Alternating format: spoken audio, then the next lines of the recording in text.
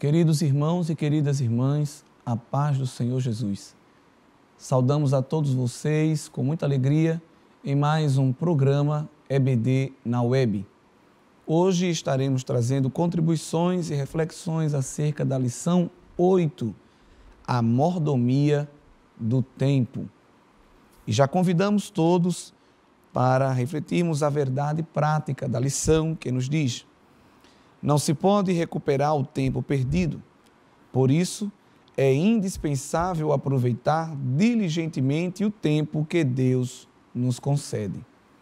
Os objetivos desta lição, especificamente, são conceituar o tempo, salientar, ressaltar a mordomia do tempo e mostrar como ele pode e deve ser aproveitado. Tudo isso se resume no objetivo geral, que é conscientizar de que o tempo não pode ser desperdiçado, mas aproveitado diligentemente. O que é aproveitar com diligência? Com prudência, com responsabilidade. E isso está muito bem explícito no texto áureo da lição, retirado da carta aos Efésios, capítulo 5, versículos 15 e 16. Portanto, vede prudentemente como andais, não como nécios, mas como sábios, remindo o tempo, porquanto os dias são maus. Esse texto é muito conhecido nosso, é uma expressão que às vezes utilizamos no dia a dia. Irmão, tem que remir o tempo, tem que remir o tempo. E o que é que significa remir o tempo? Antes mesmo de responder esta pergunta, nós devemos nos perguntar e procurar responder o que é o tempo, pois evidentemente que há definições filosóficas e, num contexto de escola dominical, definições teológicas, retiradas, obviamente, do conhecimento revelado nas Sagradas Escrituras. Nós sabemos que o tempo é uma matéria de discussões, de poesia, de filmes. Há, por exemplo, uma famosa série da Netflix, que está em grande destaque nos últimos meses, chamada Dark. Uma série alemã que retrata a viagem no tempo. Todos os personagens daquela série, eles sofrem a ação do tempo e não só isso, eles também viajam entre o passado, o presente e o futuro. Nós sabemos que isso é mera ficção. Estou citando apenas uma obra, dentre outra miríade que existe nos filmes do cinema, nas séries televisivas, em livros e até em músicas e em poesias, de pessoas que tentam retratar o tempo. E mostrando que, na verdade, o homem muitas vezes se torna refém do próprio tempo que ele tem. E nós somos chamados a atenção à palavra de Deus, que o Senhor colocou o tempo como mais uma das fatias que o homem deve administrar ao longo da sua vida. Nós vamos ver que o comentarista da lição fala que o tempo não é de Deus, mas é do homem. E se alguém ler essa frase já inicialmente e não tiver sensibilidade de discernimento, pode até pensar que isso é uma blasfêmia. Como é que o tempo não é de Deus? Nós até utilizamos também de forma recorrente a expressão tempo de Deus. Você vai casar quando? No tempo de Deus. Não chegou o tempo de Deus ainda. Rapaz, quando é que você vai vir fazer o trabalho? No tempo de Deus. Então, já se tornou até um chavão, uma expressão muito recorrente em nosso dia a dia. Mas, na verdade, Deus criou o tempo para o homem. Ele deu o tempo para o homem administrar. E a lição deixa isso muito claro. Infelizmente, muitas pessoas têm sido negligentes, têm sido imprudentes, irresponsáveis, não tratando o tempo e sua administração com a diligência com a qual o Senhor determina. O sábio Salomão, escrevendo o texto em Eclesiastes, ou outro autor, para aqueles que não concordam que Salomão é o autor do livro, nos diz que há um tempo determinado para todas as coisas, lá no capítulo 3 do livro de Eclesiastes. Tudo tem o seu tempo determinado e há tempo para todo o propósito debaixo do céu. E aqui ele vai dar uma relação de tempos. Geralmente esses tempos vão aparecer em duplas paradoxais. Por exemplo, tempo de nascer e tempo de morrer, marcando o início e o fim da vida terrena. Tempo de plantar e tempo de arrancar o que se plantou ou de colher. Tempo de matar e tempo de curar. Tempo de derribar, destruir, trazer ao chão e tempo de edificar. Tempo de chorar, tempo de rir, tempo de prantear e tempo de saltar. Observe que as ações são sempre antônimas.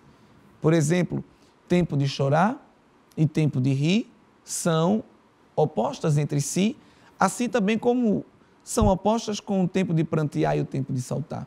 Pois o choro geralmente ele é contido, ele é privativo, enquanto o pranto já é mais alto, se torna até público.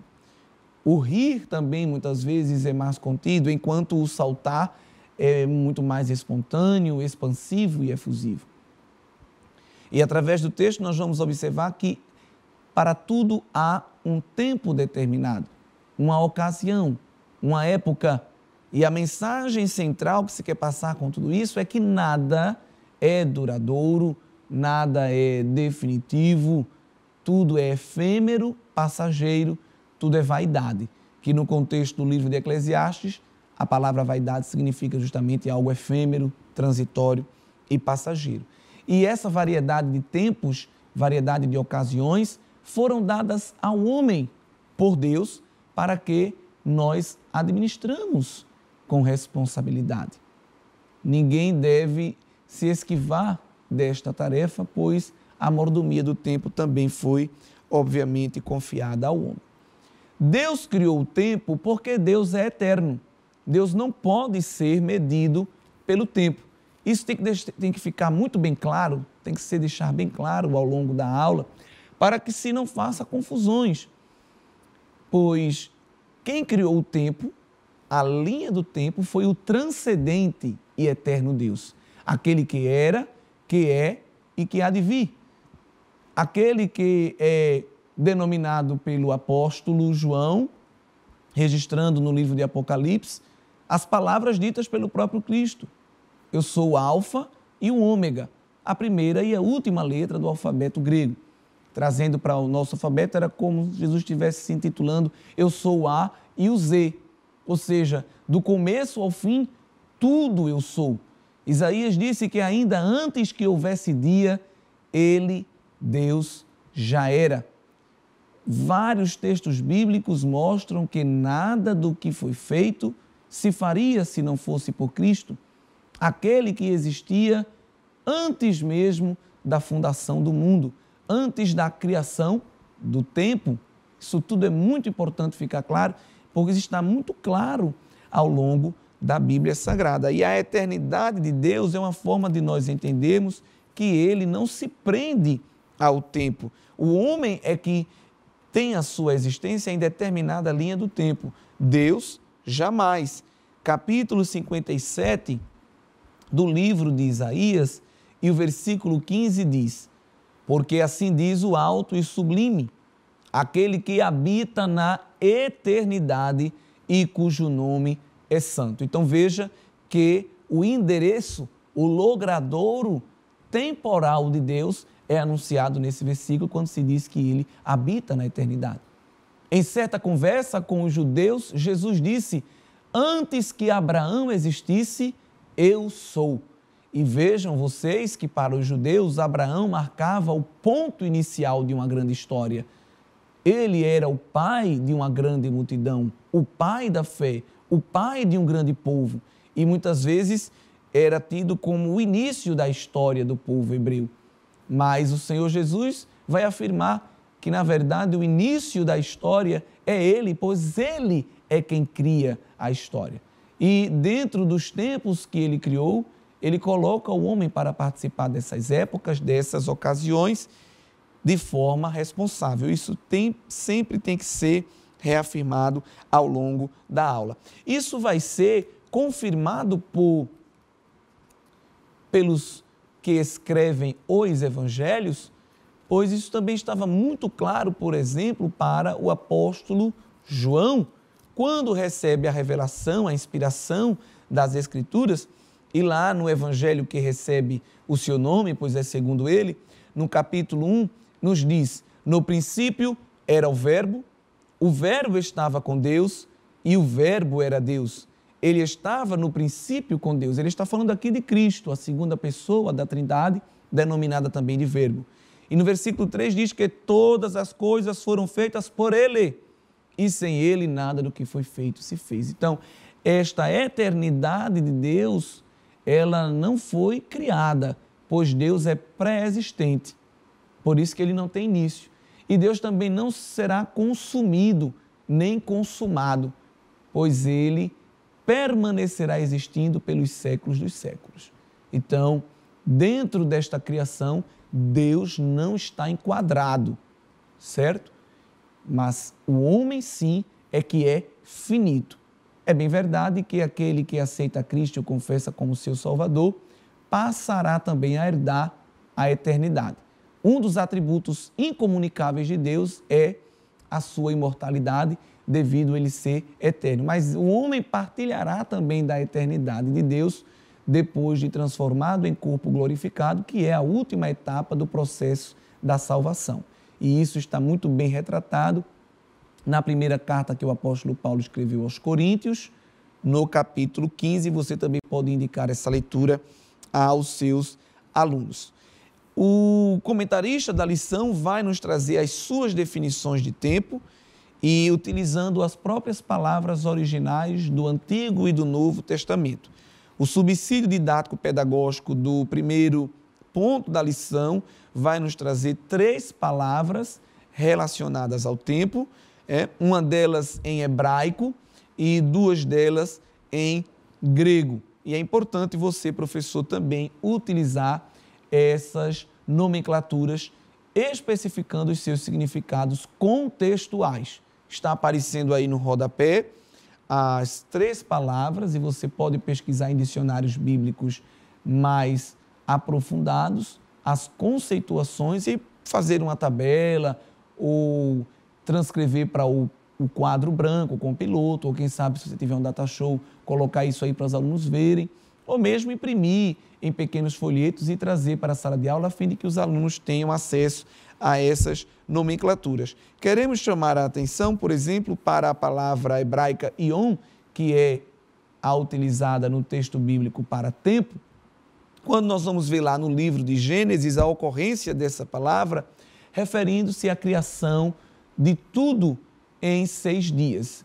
E a palavra que é usada aí para dias é esta palavra que é ion. Ela vai ocorrer quase 400 vezes no Antigo Testamento, sempre se relacionando a dias marcados por essa linha do tempo, por essa escala do tempo de 24 horas.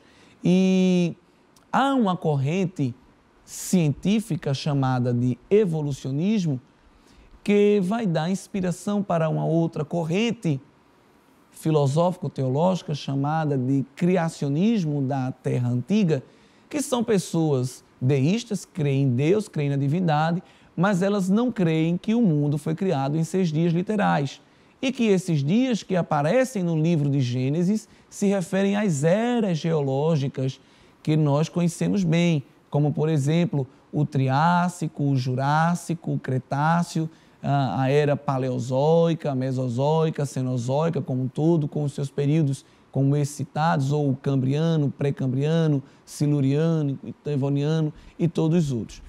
E essas eras geológicas, elas têm intervalos de tempo de milhões a bilhões de anos. Nós não cremos nisso. Nós cremos no criacionismo da Terra jovem, ou seja, que aqueles dias que estão lá em Gênesis são dias literais. Deus criou mesmo a Terra em 6 dias e no 7º ele descansou. Então, o tempo que Deus cria é o tempo que o homem vai utilizar para se referenciar. Quem criou o dia de 24 horas separando ele entre dia propriamente dito, com a luz do sol, e noite com a luz da lua, foi Deus. E aí, dentro de 24 horas, o Senhor nos dá a oportunidade de desenvolver todas as tarefas que nos são confiadas. A forma como nós vamos administrar esse tempo, obviamente, vai depender da personalidade de cada pessoa. E o cristão também tem uma responsabilidade de como ele vai agir dentro dessas 24 horas. Nós sabemos de forma científica que pelo menos 1/3 do dia a gente deve utilizar para dormir. Então, para ter um bom metabolismo, um bom funcionamento dos nossos sistemas, uma boa memória, visão, os órgãos do sentido em geral, disposição, nós precisamos dormir em torno de 7 a 8 horas. Então já vai uma terça fatia do dia nos sobrando aí 16 horas.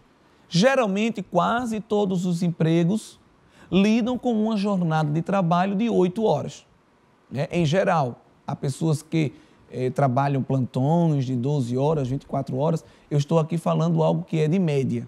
E há pessoas que trabalham meio expediente, por exemplo. Mas, em geral, as pessoas têm uma carga horária de trabalho de 8 horas diárias. Então, só nos resta aí mais 8 horas. E o que é que se faz com essas 8 horas?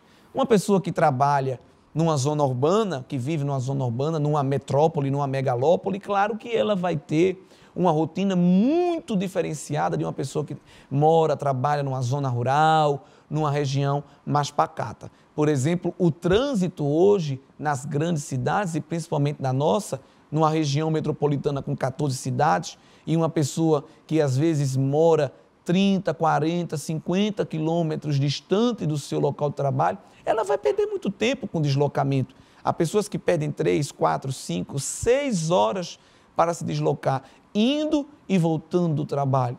Não é? Então, óbvio que não dá para tabelar de forma restrita e inflexível como deve ser a rotina de cada pessoa. Mas o que nós devemos ter em consideração é que há muita coisa para se fazer e nós não podemos negligenciar aquilo que nos foi confiado.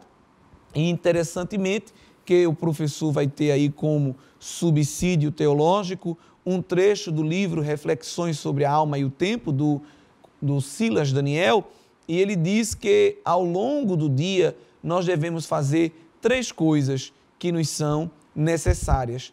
Primeiro, nós fazemos aquilo que é nossa obrigação, aquilo que nós devemos fazer e que não necessariamente gostamos, como, por exemplo, lavar as roupas, ou, por exemplo, ter que arrumar a casa, ou fazer compras no mercado. Há pessoas que não suportam, estão comprando comida para a sua sobrevivência, mas não suportam pegar um carrinho, entrar no supermercado, escolher os produtos, pagar e depois colocar tudo arrumado em casa, na despensa. Há pessoas que não suportam isso e veja que é algo que está intimamente relacionado com a sobrevivência. Mas há coisas que devem ser feitas por pura obrigação, relacionadas, obviamente, ao nosso dever. Depois vem os trabalhos, que são aquelas coisas que eu gosto de fazer. Um conselho para você viver bem é escolher um trabalho que você ama. Até Confúcio, que é considerado um sábio chinês milenar, dizia que escolha uma profissão que você ama e nunca precisará trabalhar. E aí há um jogo de palavras. Como é que eu nunca vou precisar trabalhar? Porque tem-se essa ideia do trabalho, do labor, da labuta, como algo enfadonho, chato que eu faço porque eu tenho que fazer para ganhar dinheiro. Mas se eu amo o meu trabalho, amo a minha profissão, eu trabalho que nem sinto, porque eu me sinto bem em fazer aquilo. Então, em segundo lugar, vem os trabalhos, que geralmente é aquela profissão que eu, por afinidade com a minha personalidade, escolhi para seguir. E aí, por fim, é que vem o lazer. Então, ninguém vive de lazer, não é? É por isso que a gente tem férias uma vez ao ano. É por isso que geralmente temos folga uma vez na semana. Deus deu exemplo. Deus não folgou 6 dias e trabalhou 1. E é óbvio que todos escolheriam folgar mais do que trabalhar. Não sejamos hipócritas. Se nós pudéssemos trabalhar bem menos do que trabalhamos e escolhermos o tempo maior para o lazer, todos fariam essa escolha, claro. Mas não é assim que a vida funciona. E é por isso que o lazer, ele nos gera prazer. porque realmente não é algo comum. Porque se nós vivêssemos em lazer todo dia, a gente ia ficar entediado de viver em lazer. Não é? Se a gente vivesse descansando, é tão engraçado que a gente não foi chamado para viver descansando, que é possível se cansar descansando. Isso é uma coisa muito interessante. É prova de que até o descanso pode se tornar tedioso, entediante, se ele não for utilizado com responsabilidade. E nós temos aí o exemplo que foi trabalhado, com certeza, na lição do trabalho, a questão da preguiça, a questão do exemplo da formiga e da cigarra, que é também até uma parábola mundialmente conhecida, mas que está presente também no texto bíblico, quando a formiga é tida como exemplo, pois nós sabemos que a formiga trabalha uma boa parte do verão, e o verão geralmente é quando as pessoas querem ir à praia, é quando as pessoas querem andar de bicicleta, querem viajar, tirar suas fotos, e a formiga está ali trabalhando. Mas quando chega o inverno, que ela não pode trabalhar, ela está equipada, abrigada no formigueiro, com o alimento necessário para a estação má, que seria representada aí pelo inverno, né? Então, nós devemos aproveitar o nosso tempo, trabalhar, ganhar dinheiro e cumprir nossas obrigações, cuidar do nosso lar, da nossa família, para que quando vier o tempo de nós desfrutarmos do lazer, possamos fazer isso sem culpa. Uma pessoa que só vive em lazer, sem trabalhar, ela sempre está sendo ridicularizada pelos outros. Mas uma pessoa que trabalha muito e se esquece até do lazer, o próprio meio, as próprias pessoas que lhe circundam, dizem: ei, descansa, tire férias, tire folga, você merece, você precisa. Isso é lindo, pois nós vemos que aquela pessoa ela tem uma vida de trabalho e o trabalhador, obviamente, é digno do seu salário, não é? A lição também chama a atenção que esse tempo não deve ser usado só para o trabalho, mas também deve ser usado para a igreja, para a obra de Deus. Como é que eu vou aproveitar o meu tempo, então? Descansando, assistindo seriados, indo para restaurantes, indo à praia apenas para churrascos? Não! Também usarei o meu tempo para Deus, através da leitura da palavra, da oração, da frequência aos cultos. Já estudamos a mordomia da igreja local. Todo crente salvo tem uma obrigação com a comunidade cristã na qual está inserido, e isto requer tempo. Se eu vou fazer parte de um coral, de um conjunto musical, de um grupo musical na igreja, eu não vou somente chegar lá e cantar. Haverão os ensaios. Além de ir semanalmente aos cultos, também terei que ir semanal ou quinzenalmente, ou até de uma forma muito difícil de se ver, mensalmente aos ensaios. Então já gera comprometimento, já exige esse tempo. Pessoas que querem pregar, além do tempo que ela vai utilizar pregando, ela também tem um grande making-off dos bastidores, preparando a sua pregação, com, no mínimo, leitura e oração. Então essa pessoa tem que pesquisar, tem que ler Bíblia, tem que consultar fontes que endossem os seus estudos das Escrituras, e ela tem que tirar um momento de oração para Deus pingar lá o óleo na mensagem, porque nós temos muitas pessoas aí que leem muito, mas não tem graça de Deus no que falam. Por quê? Porque não desprendem, não empregam tempo com Deus no altar da oração. O texto da lição nos dará exemplo de Davi, de Daniel, que oravam 3 vezes ao dia, do próprio Cristo, que sendo Deus, orava diariamente durante o seu ministério terreno. A leitura da palavra, que não deve ser realizada apenas na escola dominical, que não deve ser realizada apenas no culto. Às vezes nós estamos pregando no culto, ou vendo outras pessoas pregar, e observamos o povo, o auditório, não abre nem a Bíblia para acompanhar o que está sendo lido. As pessoas estão cada vez mais preguiçosas, acomodadas. Enquanto isso, o Salmo 1 diz que o varão bem-aventurado por Deus é aquele que tem o seu prazer na lei do Senhor e na sua lei medita de dia e de noite. Nós devemos empregar tempo para com Deus também através da leitura da palavra, da meditação. Não é ler por ler, Porque tem gente que já leu várias vezes, tem gente que cumpre aqueles planos anuais de leitura bíblica apenas por uma questão litúrgica, cerimonial, ritualística, mas não entendem e, pior, não aplicam o que leram, porque não leram com tempo dedicado, com a meditação, com a reflexão. E o Salmo 1, verso 2 diz que o varão bem-aventurado, ele lê e medita todo dia, o dia todo. Claro, mas eu tenho que trabalhar, eu tenho que estudar. Não é obrigado você ficar horas a fio, a não ser que você tenha tempo. Mas tira aí 5 minutos, 10, 15 minutos do teu dia. Abre a Bíblia, escolhe um texto, nem que seja um versículo. E procura, através de um momento de comunhão com Deus, entender o que aquele versículo te diz. E isso vai gerar um grande efeito na vida. Pessoas que não oram mais, nem sequer na igreja. Tira um momento de oração antes de dormir, quando acordar, na hora das refeições. Não é aquela oração mecânica, que não deixa de ser uma reza, porque é uma repetição vã. Mas uma oração que é uma conversa, que é um diálogo. Não precisa também ficar 3 horas, 5 horas, 12 horas de oração. 1 minuto, 5 minutos, mas que seja verdadeira, que seja espiritual, que demonstre o seu interesse de empregar o seu tempo para com Deus. E além disso, é preciso também chamar a atenção, caro professor, juntamente com os seus alunos, que não adianta nós empregarmos tempo de nós em nosso relacionamento para com Deus, não adianta também nós vivermos uma vida honesta de trabalho, se nós negligenciamos o tempo para com a nossa família.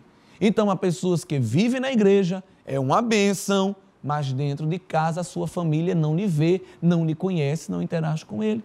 Então, veja, o pai, ele saiu de manhã cedo e às vezes o filho estava dormindo, ele vai chegar do trabalho tarde e às vezes o filho também vai estar dormindo. E esse pai, às vezes, passa uma semana inteira sem ver o filho e o filho sem ver o pai. Quando chega no fim de semana, ninguém quer se ver. Estão todos cansados de tanto trabalhar, ninguém tem paciência de nada. Isso é um perigo. Tem que ter um momento, mesmo cansado, para brincar com o filho, para conversar, para ouvir. Cônjuges entre si, cônjuges que não se falam, não se encontram. E aí o texto bíblico que está lá na primeira carta escrita por Paulo ao jovem obreiro Timóteo, capítulo 5 e o verso 8, tem uma exortação muito forte. Mas se alguém não tem cuidado dos seus, e principalmente dos da sua família, negou a fé e é pior do que o infiel. O texto bíblico compara aquele que não emprega tempo e dedicação para com a sua família com um apóstata. Veja o perigo daqueles que não utilizam o tempo dedicado aos familiares. Trabalhei em escola secular e me lembro que quando chegava o mês de férias, que era o mês de julho, muitos pais irresponsáveis ligavam para a escola perguntando se havia colônia de férias. E nós dizíamos, não tem. Mas será que vocês não podem fazer? Não, também não podemos, porque os funcionários estão de férias. E muitos daqueles pais perguntavam, e onde é que eu vou colocar o meu filho? Oi, é o seu filho, vai ficar consigo na sua casa. Mas eu não tenho tempo, eu estou trabalhando, eu estou viajando, eu sou homem de negócios. E aí onde está o problema hoje da sociedade? Pais que não têm tempo para os seus filhos, filhos que não têm tempo para os seus pais, maridos que não têm tempo de ouvir suas esposas e vice-versa. Que nós possamos empregar tempo para o nosso Deus, para a obra de Deus e também para a nossa família. É interessante também chamar a atenção que o tempo de Deus não é o tempo do homem.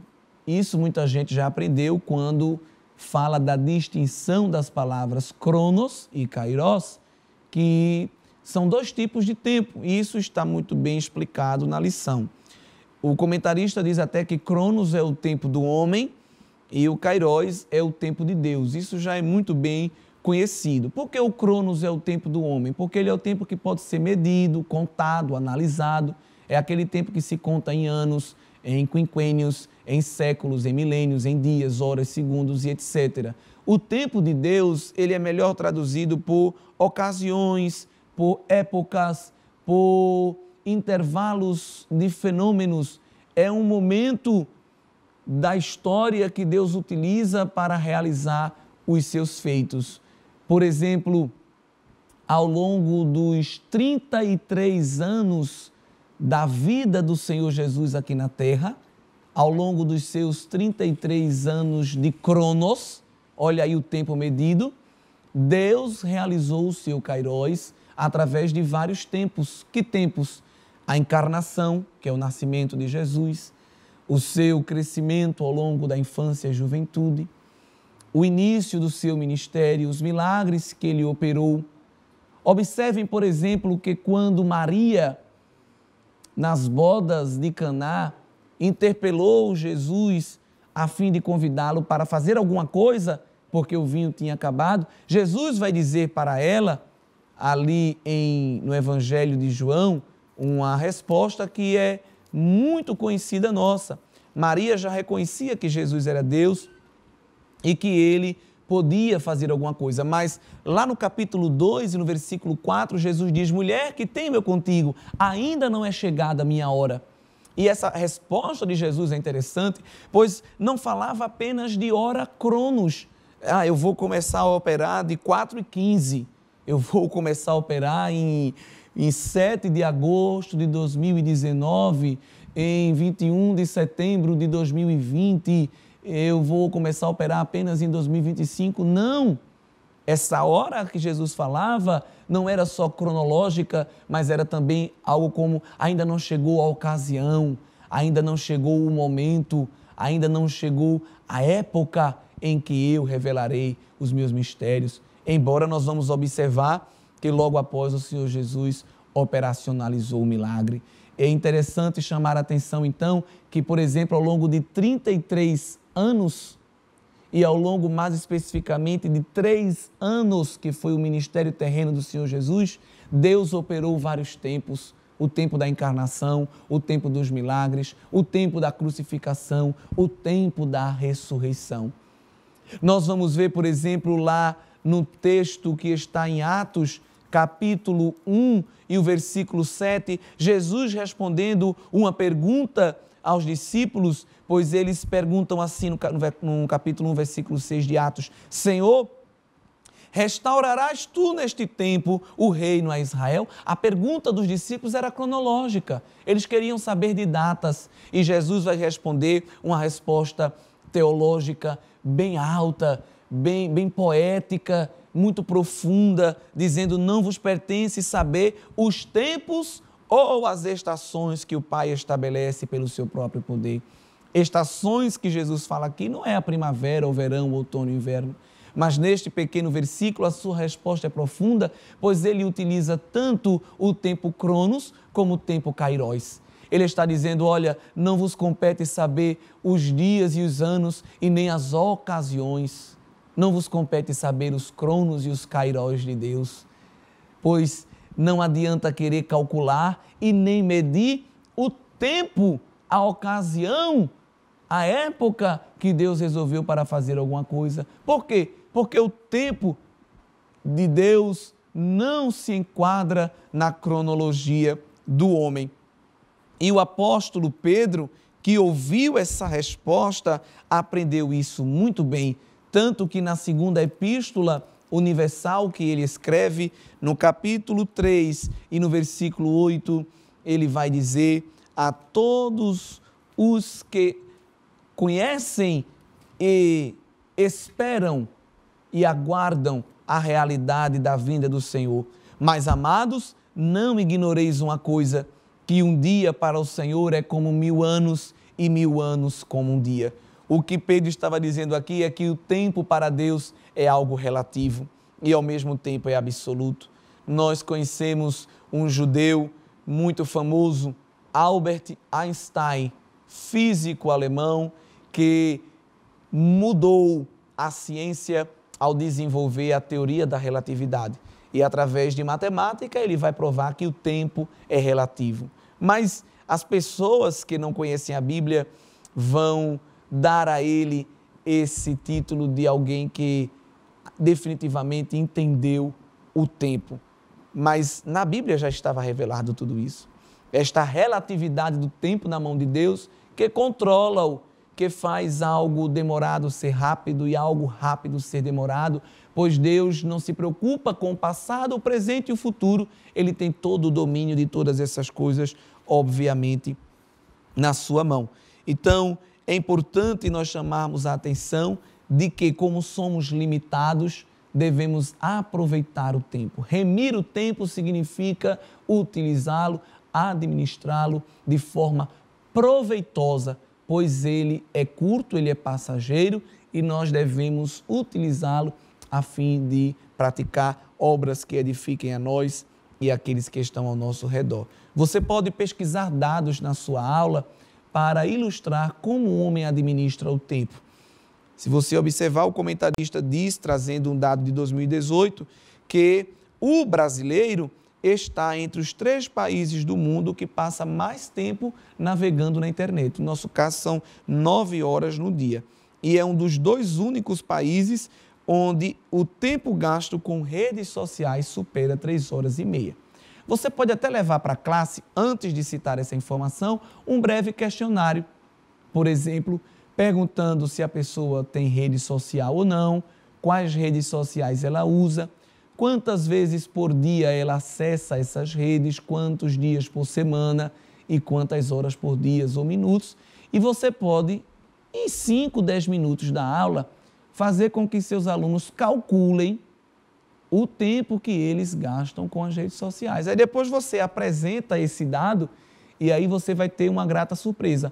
Pessoas que talvez não se enquadram porque passam menos tempo e pessoas que não se enquadram porque passam mais. Pois isso aqui, obviamente, é uma média. E aí você, já chama a atenção do aluno e ele vai se sentir completamente atraído pela temática, não é? Geralmente a gente quer começar uma aula dizendo logo o que significa tempo, fazendo logo um debate teológico, mas às vezes uma breve iniciação com algo mais prático, mais relacionado com o dia a dia, contribui muito mais como uma âncora para o processo de ensino e aprendizagem. Não comece sua aula querendo impactar com termos. Comece sua aula com simplicidade, com problematizações, com informações atrativas e com certeza você vai ter aí 50 a 60 minutos muito produtivos para si e ainda mais para os seus alunos. São algumas das dicas que nós podemos dar e que estão relacionados à temática.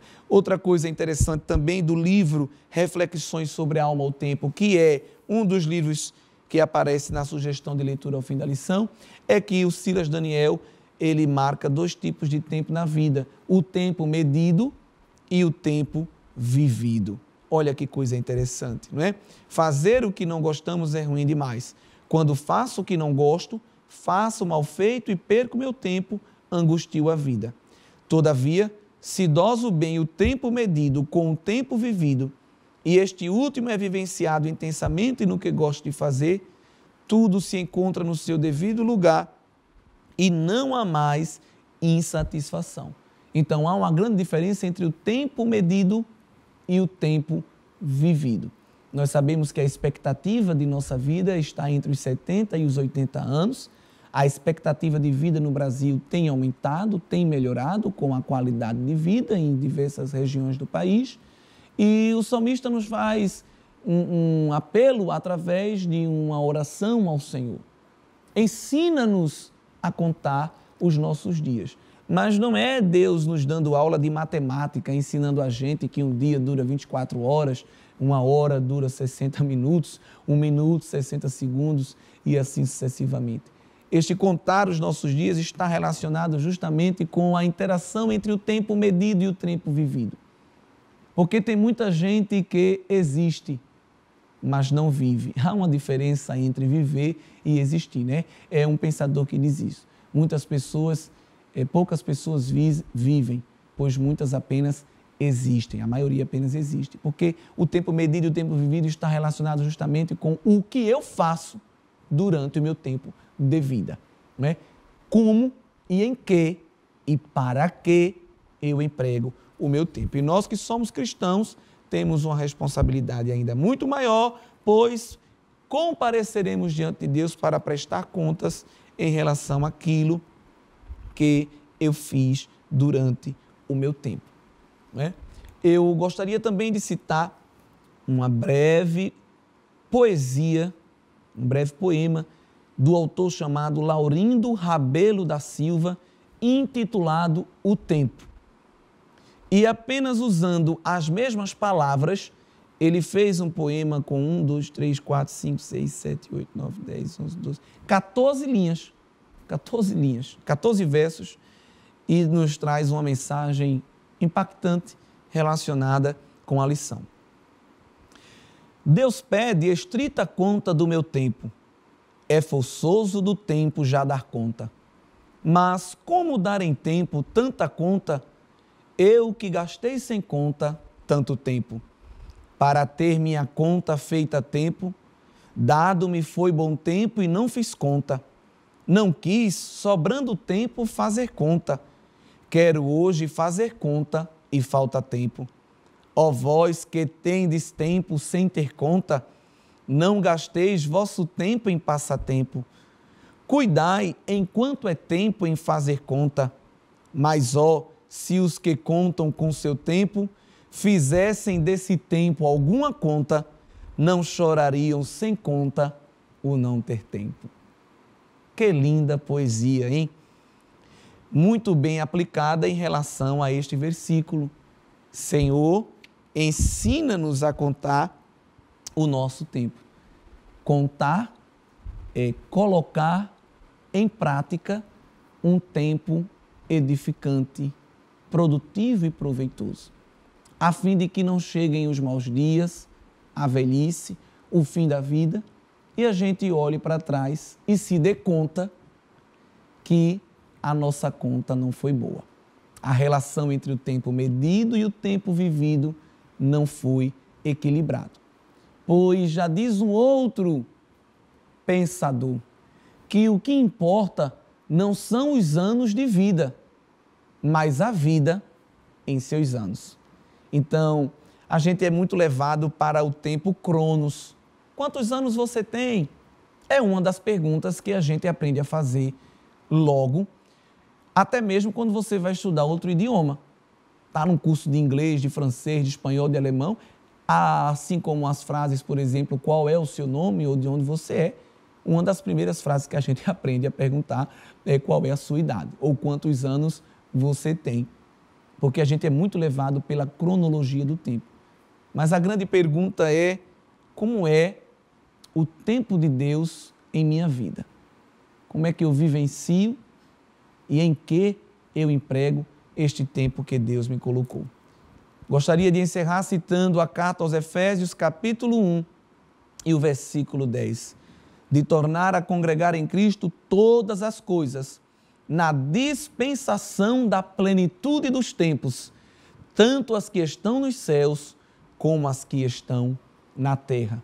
Nós hoje estamos vivendo dentro de uma escala, um intervalo de tempo, mas aquele que permanecer fiel e for considerado um bom administrador diante de Deus, este aí vivenciará o encontro do Cronos com o Kairos, do tempo do homem com o tempo de Deus.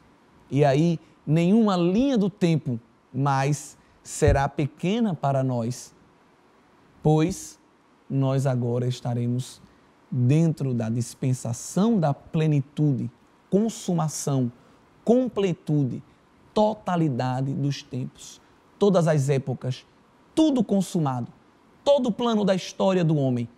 E Deus nos tomando para si para viver a eternidade.